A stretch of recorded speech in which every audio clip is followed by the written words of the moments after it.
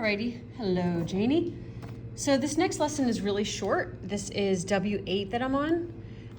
It's gonna be quick. Basically, we just want you to know what a logarithm is. Sounds really complicated, but it's kind of like the opposite of an exponential function. It's how to like undo exponential functions. Let me just back up and give you a little bit of context.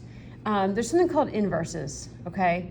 And inverses are things that undo other things. So for example, y equals x squared, if that's like an original function, y equals the square root of x is its inverse because one undoes the other.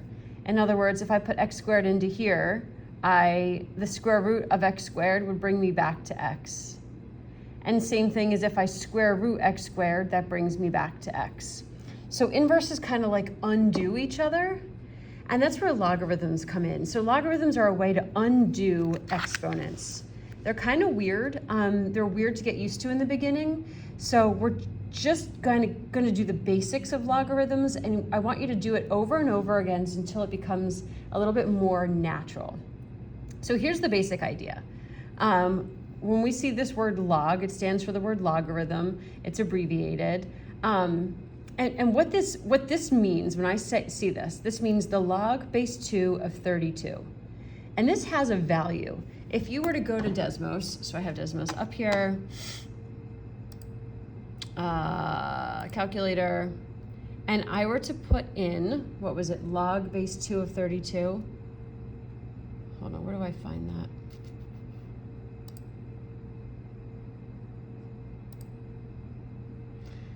Oh shoot, you know what? I don't know if this calculator will do it now that I'm thinking about it, because I don't think they'll let me put a base in.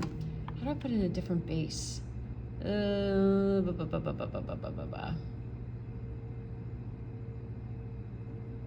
Okay, this is not gonna let me do it. That's okay, fine. We can do it here anyway.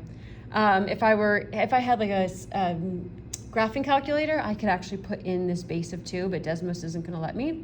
So anyway, what this means, this is asking me if I take the base of 2 and raise it to a power, what power would that be that would give me 32? Sounds kind of crazy, but stick with it for a few times, you're gonna start to get it. This means 2 to what power makes 32?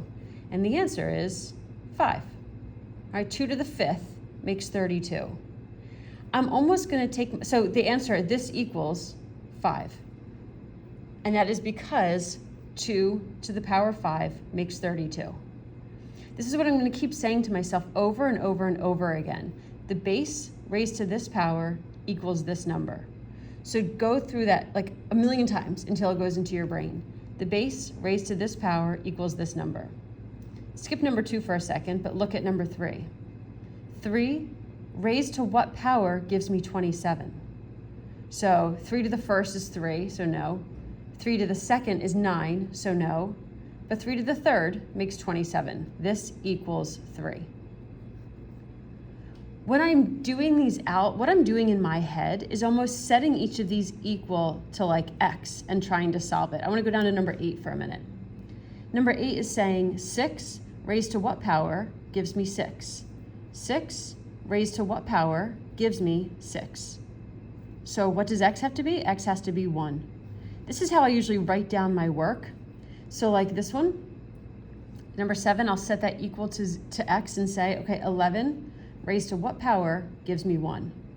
Well, anything raised to the 0 gives me 1, so x is 0. Number 6, 8, so let's set this equal to x. 8 to what power gives me 1? 0. This one again, same thing. 3 to what power gives me 1? Also 0.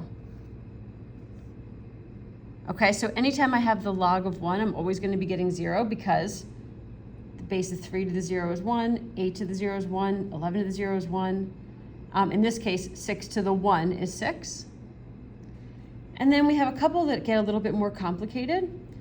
This one is going to be 4 to the what makes 2. Okay, well, how do we solve that?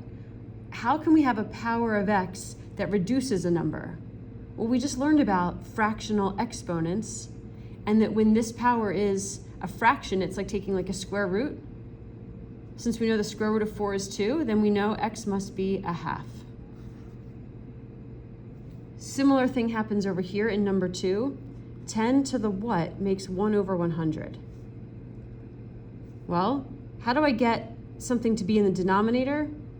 I have to have a negative exponent, and then if I have x equaling negative 2, that'll turn 10 into negative, 10 to the negative 2 means 1 over 10 squared, which is 1 over 100. Kind of crazy, right?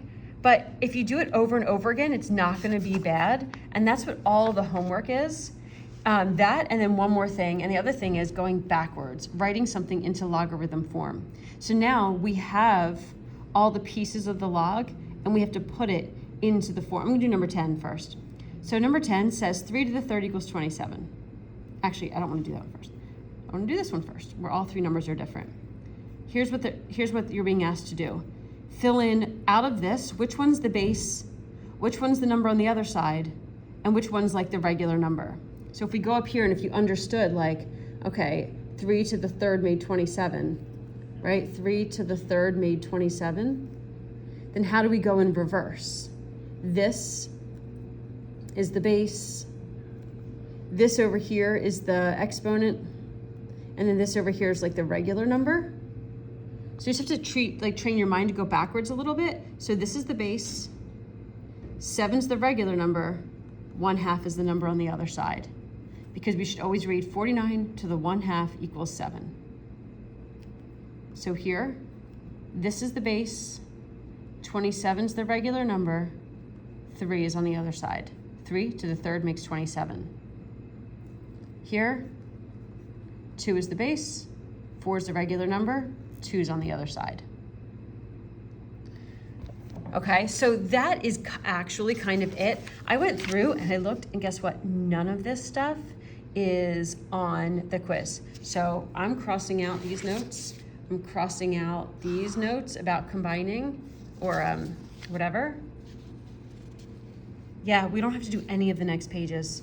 So you can skip all the way now and go to the homework. The homework is W13, W14, and W15. And then I just did the evens on W16 to give you more practice. So we just want to have you practice going back and forth with these logs. Because we're really running out of time here, we're just condensing some things and we're getting rid of some things. So anyway, these answers are all on there. Just go through back and forth with the solving these and then writing them into the logarithmic form, back and forth, back and forth.